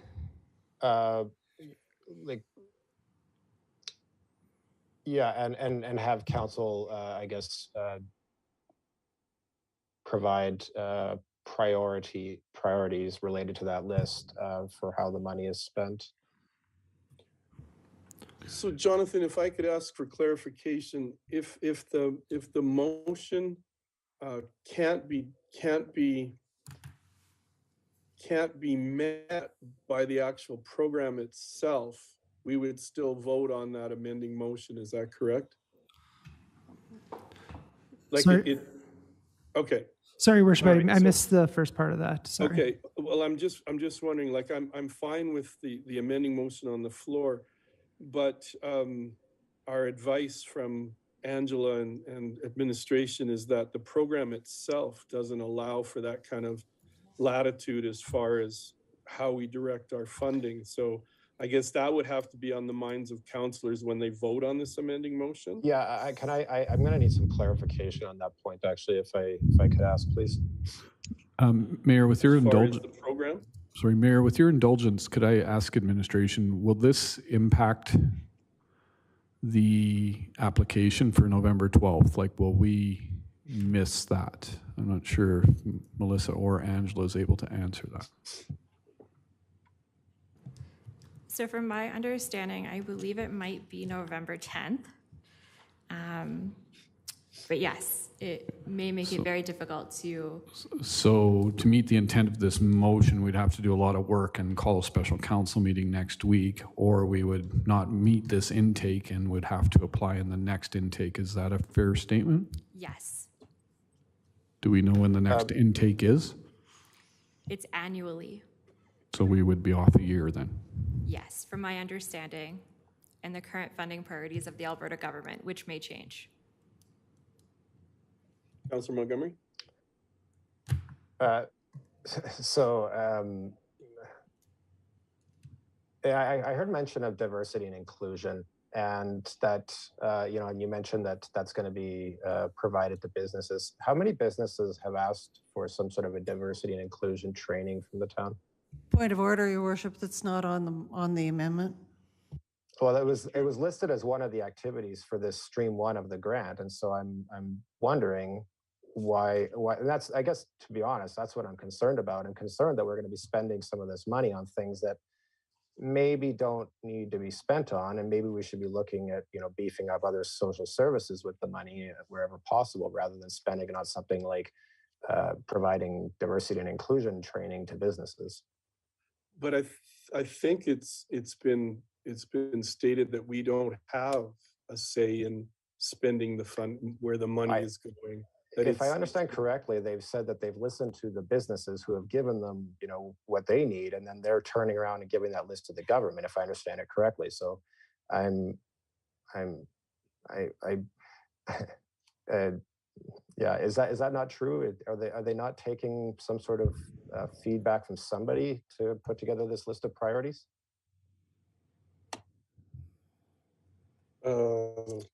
Angela, Sorry, that was a question for administration. Was there anybody that actually contributed from outside of the town to put together this list of priorities?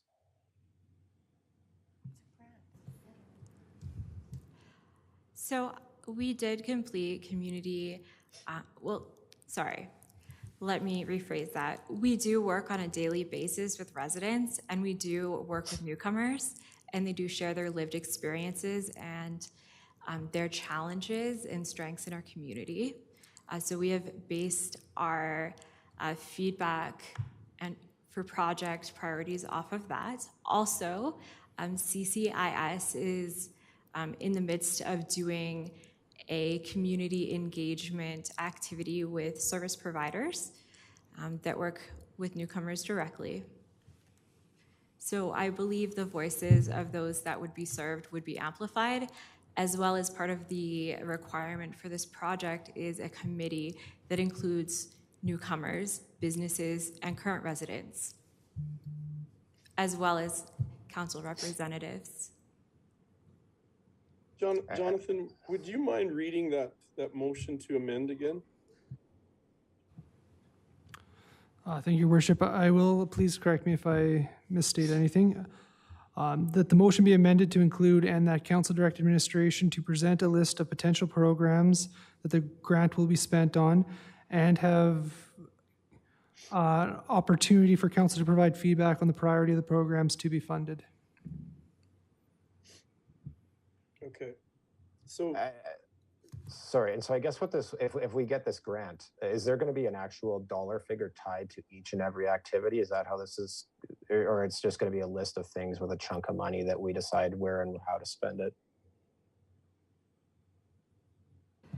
So typically how a grant works is we will provide a basic overview of the project, and we will give a dollar value that like the specifics of the project are typically decided from the committee. So for example, let's say we allocate $10,000 to training. The topics of that training may be determined by community need and the voices of the committee. Does that answer your question? Like sometimes we can be very broad in a grant application and specify more specific initiatives based on feedback. Yeah, and that kind of goes along with what the motion was intending, was that, my understanding is that usually with grants, you give them kind of a list of, kind of activities that you're planning on doing. And then afterwards you get the money, and then you go and you do those things to some extent, one way or the other. So I mean, it seems to me like there is some latitude, at some point after this application is sent, that we could say, okay, yeah, we did say we were gonna, put a bunch of money, or we're gonna, do this. Let's spend 99% of our time on these, this, and maybe 1% if we get around to it, we'll spend it on that. So I guess that's my point, is that I believe that there is kind of time and latitude for council to weigh in on this. But it's up to council in the end. I'm just offering an amendment that gives council some ability to have control over how this money is spent. Thank you. Okay, so we do have a motion on the floor to amend Councillor Wiley's original motion, and if everyone understands it correctly, is there any more discussion on that amending motion? Councillor Wiley. This comment's for Jason. It sounds to me like the priorities of the grant, though, will be decided by this committee made up of immigrants, businesses, and a council rep after the grant is obtained. Do I understand that correctly? So I think if your intent of the motion is to make sure that the priorities of the grant are being used in the most effective way, that is going to occur after we get the grant money.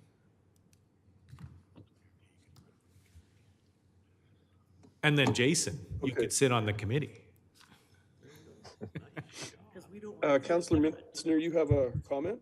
Yeah, I would like you to take this to a vote, please. We're going round and round, and we have other topics to discuss. Well, I Thank think, you. I think the situation is though, Councillor Mitzner, on any kind of a, when there's a motion on the floor, each councillor has the right to speak twice on the issue. Okay, so So then I- my I- discussion is, my understanding is we cannot micromanage a grant. Thank you. Okay, thank you. So is there any further discussion on that amending motion? Seeing none, I'll call the question. All in favor of the amending motion? Opposed? So the amending motion is defeated. We have the original motion on the floor from Councillor Wiley. I think you all have it in your agenda packages. And I know everybody wants to move along quickly, but we have discussion that's available. There are opportunities that need to be allowed for the discussion on that initial motion by Councillor Wiley. So do councillors have any comments on that motion that's been put on the floor by Councillor Wiley? Concerning this, Councillor Wiley, you want to speak to your motion? So I thought Jason raised a lot of very valid points. So I think the things I want to speak to are sort of hopefully either going to, I may have questions for him or maybe thoughts that might help him understand where I'm coming from too. So a couple of things I heard is that the money is already allocated. So Jason said this point that I think is really important as a municipal representative, is that there's one taxpayer. So whether we're taking it from the municipal or the provincial or the federal, there's one taxpayer. But what I've heard said tonight is that the money is already allocated from the different levels of government. So the debate isn't, as a municipal representative, the debate isn't whether Strathmore, the debate is whether Strathmore receives this money from the province or it goes elsewhere. And that's something I'm hearing. So that money's out there, it's been taxed, and now I'm putting on my municipal representative hat, and I'm like, yeah, but I'd like that money. Thank you, Councillor Wiley. Further comments from council? Councillor Montgomery? Thank you. Yeah, I don't necessarily disagree with that logic, Councillor Wiley. That's so there's similar logic employed, I guess, on different levels of government. They say like, well, why shouldn't I just kind of, throw in, for my municipality or my province, the money's already, been, and yeah, the money's going to be spent somewhere. I think that, and I guess I'll start the revolution here. That the government can take money from us and, they can say, oh, it's going to go to this program or this program or this program. If nobody applies for that money, it gets basically just kind of turned into a surplus, and then the government, has to ask for less money the next time.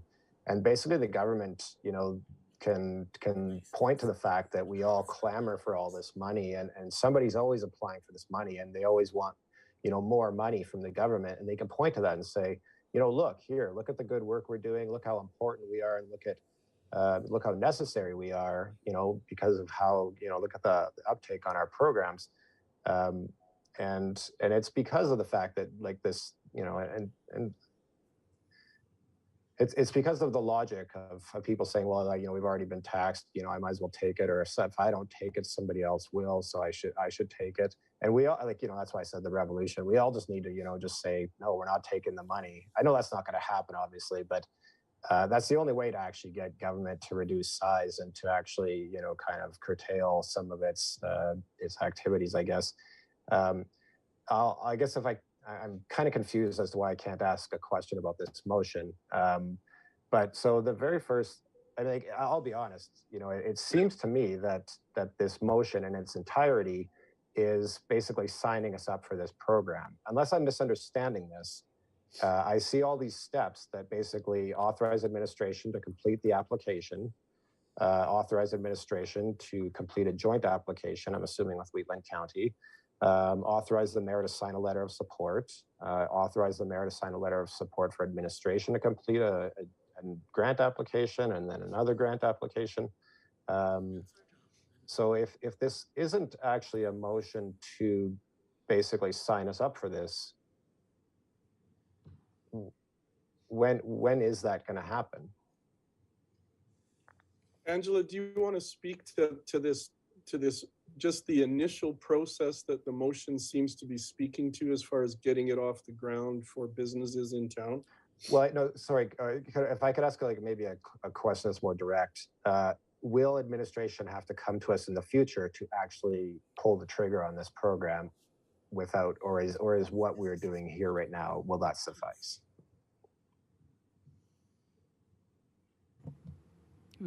Angela or Melissa, are you able to help with that?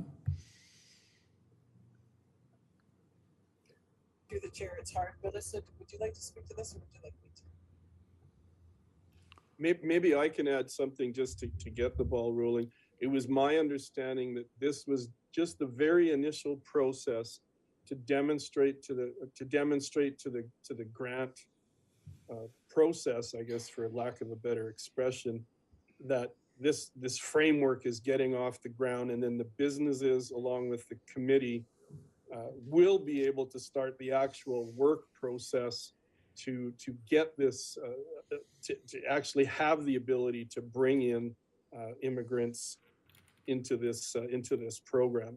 I think ours is just the very, very initial show of support that allows this program to get off the ground, and the businesses and the committee do the bulk of the work. There is some in-kind work from our staff, but I have full faith in our CAO that he will monitor that. I know he does not want his staff or Angela to be overworked on something like this that is really a business-led and business initiative with just support from the town, and as I've said a couple of times before, getting it off the ground. I guess through the chair, I guess a couple qualifying comments, like, you know, if it wasn't supported by the community or the businesses as we progress, then obviously we wouldn't proceed. You know, as respect to, you know, I just think of other grants that we have, like the anti-racism grant. Council authorizes us to apply for that grant, and if we're successful, then we take that grant and apply it to different initiatives that come up with the opportunities. Like, it's not my experience here or other communities where we come back when we have a grant like that on, you know, every opportunity that arises, and can we spend money on that? I appreciate where council members are coming from, but I mean, you could translate that to, I guess, daily operations too, and you know, which garbage cans we change first, or what have you, right? So, anyways, those are my comments. But so irrespective of the grants, though, themselves, at this point, we are pulling the trigger to initiate this program from our side. Is that correct? Correct. Okay, thank you. And if we don't get the grants, what happens? I would assume it just fades away. Yeah, I mean, I guess at that point, you know, then if there was a desire by the community or a council member or whatever to continue, then we would come back and say, it's going to cost us X dollars of Strathmore specific taxpayer money to do this. And then council would provide direction whether they wanted to spend that money or not. Okay, so just to be clear, so if we don't get the grants, the program would not go ahead. So the default would be do nothing unless somebody asked us to do something and come back to council. Okay, thank you very much. And I think that's clarified everything enough for me. So thank you very much for everyone's time. Okay, thank you, Councillor Montgomery. Are there comments from other councillors regarding this motion? Yeah, well, the only thing I will say is, and I haven't really spoken much, I've just tried to be the sick ringleader, I guess, of the circus. I think one of the things that I really I've said it before, but it's important to remember, is that we aren't necessarily starting we're allowing for the process to actually begin if we support this motion. We aren't starting the process. We aren't doing the process. We're putting the footsteps in place for others to walk them and try to bring the program to fruition. And that'll be a committee, and that'll be some input from staff and administration, obviously. But if we don't do something like this, there are many, and I think Councillor Mitzner has mentioned this tonight too, many of our businesses are going to be hurt because they're absolutely, I've been approached by 5 different business owners personally who say they're desperate to get staff, and they can't find our local people to work the shifts that they need desperately to fill. And so this is an opportunity for them to bring people in. And as Councillor Wiley, I think wisely stated, the money has already been allocated. So whether or not we tap into it, other communities are going to. So we might as well try to help our own community and our own community businesses. And lastly, I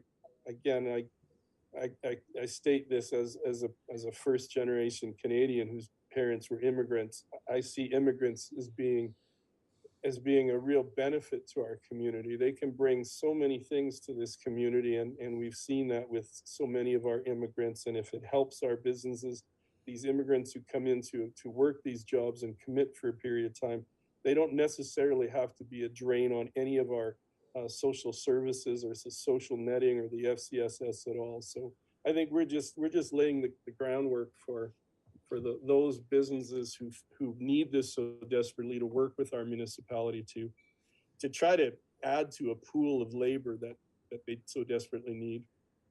Councillor Langmaid. Thank you, Your Worship. I'll build off your very wise comments and say I can see and even for myself that I still have questions, and I think there are still unknowns. But sometimes in a leadership position like we are on this council, you have to trust the wisdom of the people around you, the people advising you, and take a leap of faith. And for me, I trust in our administration, and I trust that this program will meet the needs of our community, and that we'll be able to implement it effectively and successfully. I do look forward to learning more about what this program entails as we move through the process.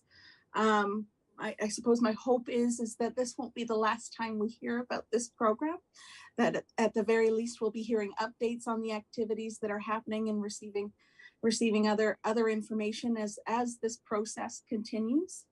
I truly believe that anyone moving to our community can really add to what we have to offer, not only as a town, but as a region, and what we have to offer economically to the province and to the country. I look forward to moving through this process and learning more so that we can support our small businesses and support our small and large businesses and any other business that might be coming to Strathmore in the coming years. So I will be supporting the motion this evening as presented, and I look forward to learning more as the town and our partners move through this process. Thank you. Thank you, Councillor Langmaid. Is there further discussion on the motion on the floor? Councillor Wiley? Yeah, when I originally made the motion, I was under the assumption that it would be coming back before council one more time. But nevertheless, I definitely find myself still in favor. My concern would be that local employers would then have the incentive to hire international employees instead of local employees at discount prices, which would bring the value of an hour of labor in town down.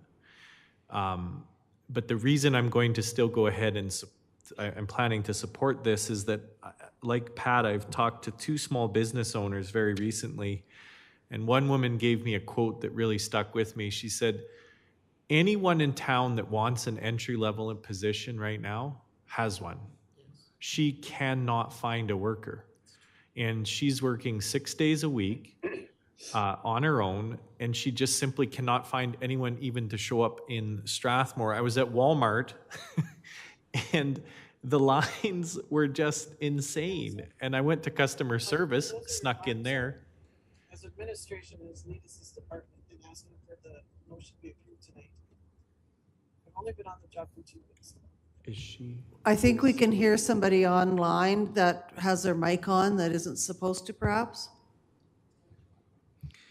And at Walmart, at the customer service, she said they just can't find employees. So to me, this is a good example of government getting out of the way and allowing businesses to find labor.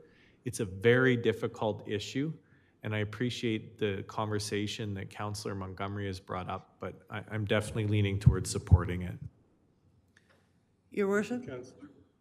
Deputy Mayor Peterson. Thank you, Your Worship. I do think that the money is there, and the money is there from our federal government and our provincial government, and I am comforted by the fact that both of those governments were democratically elected by taxpayers who trusted in the people that they elected to make the decisions to do this, and they put this in place because they have a really good perspective of the economic challenges that are being faced across this country, and that, you know, that our provincial governments have supported the 435,000 people coming into the country in this year, another 475,000 in 24, and 5,500,000 in 2025, and they don't expect that those numbers are going to be able to sustain our economy. And the second reason is that our local businesses, the ones that you have referenced, Your Worship, the ones that Councillor Wiley has that he has mentioned, and the ones that I have spoken to very, very recently, these local businesses are some of our biggest employers, and they are huge contributors to our local tax base, and they are competitive in their wages, and as Councillor Wiley so rightly pointed out, anyone that wants a job, and not just at an entry level, even above entry level, have those jobs, and they have told us that they need this to sustain their businesses so they can remain active, tax-paying corporate citizens in our community.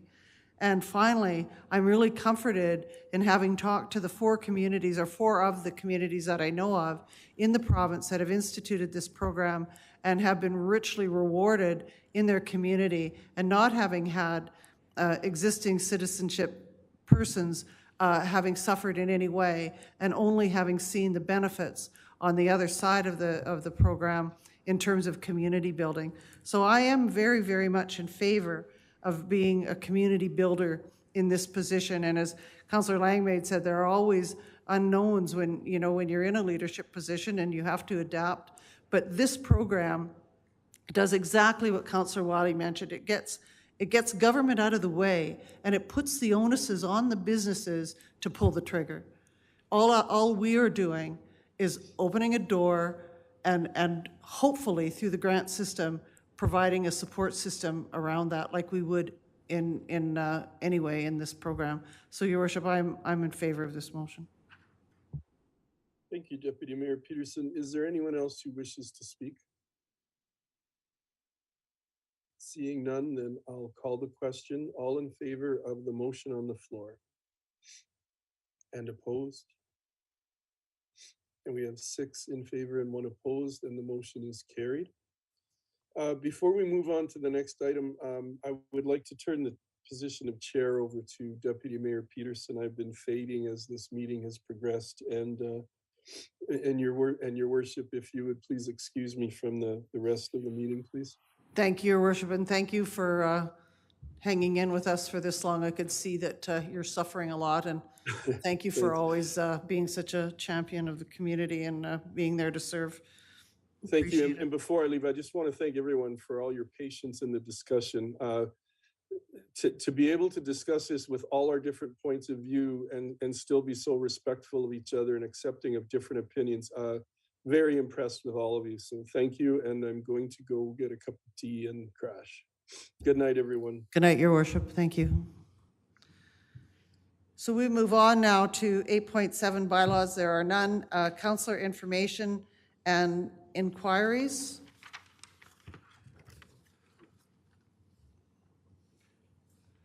Seeing none. We move on to questions between councillors and councillor statements. And I know that I had a question about for an update. I'm just looking for, I had a couple of notes and I do not know what I did with them. An update from the Wheatland Housing regarding our last meeting. And so what I can say is that Wheatland Housing Management Body met with their consultant, Derek Weiss, and the context of the meeting was in camera under section 24, subsection 1, because of the sensitive nature related to that. But what I can tell you is that a report is being prepared to be with information that will be distributed to all the Wheatland Housing Management Board partners, the requisition partners being Hazar, Standard, Rockyford, the County of Wheatland, and the Town of Strathmore, and the partners which are the Strathmore Lions and the Wheatland and Area Hospice Society. I think, Councillor Wagner, that meeting is to take place at the quarterly Wheatland Regional Partnership meeting in Hazar on January 17th, I believe. And so at that time, we will all have the same information, and that it will be coming forward at that time. And at that point, that is the sum total of the information we have, and I'm looking forward to that time. Thank you.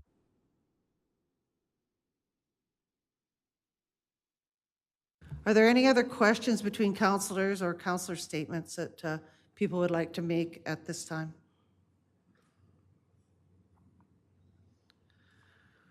We'll move on to 10.3. Councillors may ask questions of the CAO. And seeing none, there are no administrative inquiries, there are no notices of motion, and no correspondence. I would move now to item 12 and ask for consideration of a motion. Councillor Langmaid. Thank you, Your Worship. I'd like to move that council move in camera to discuss items related to section 17, subsection 1, and section 24, subsections 1A of the Freedom of Information and Protection of Privacy Act at 8:14 p.m. You've all heard the motion. All in favor? That is unanimous. That is carried. Thank you. So we are now in camera. Thank you, everyone, for this evening.